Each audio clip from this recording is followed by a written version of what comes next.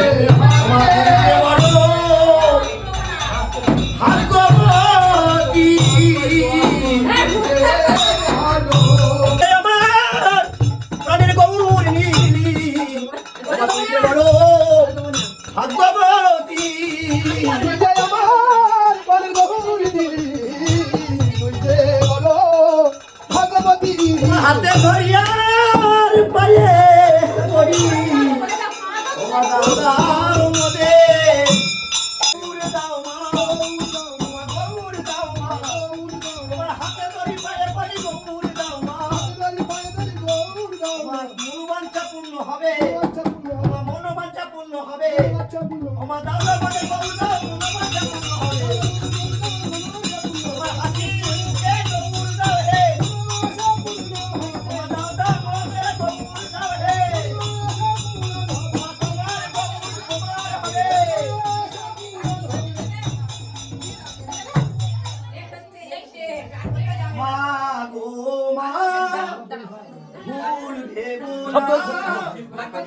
তুমি যে মা গো আমরা ছেলে মা গো আমরা ছেলে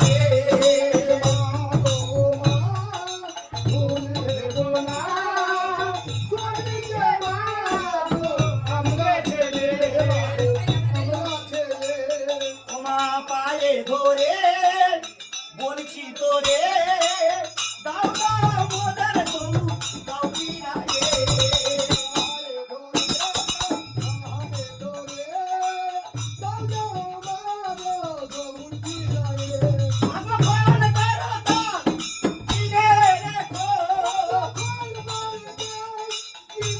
হবে হাসি মুখে মাগো দাও রে বিদায় মা গো মা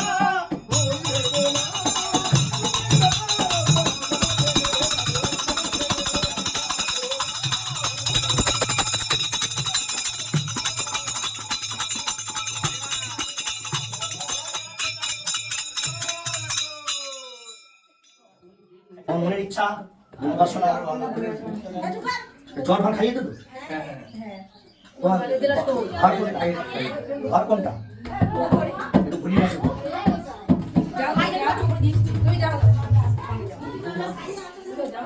নাও একটু উপরে চলো চলো চলো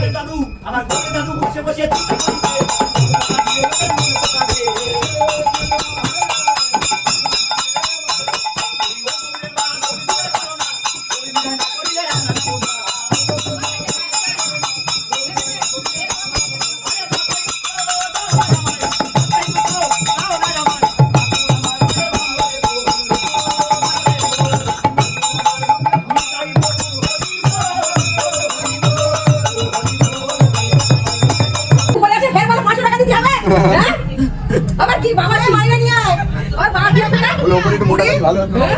ওই ভাই বড় করে চলো বাবা সেই নাই তো আমি জয় জয় শ্রী গণেশ গোবিন্দ মায়ের ভালো রেখো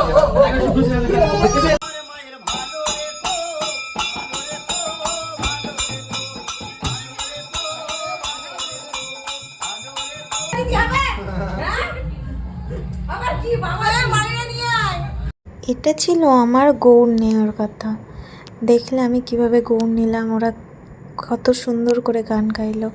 তারপর গৌড়টাকে দিয়ে দিলাম আর ফটো তুললাম আর এই প্রণাম করলাম।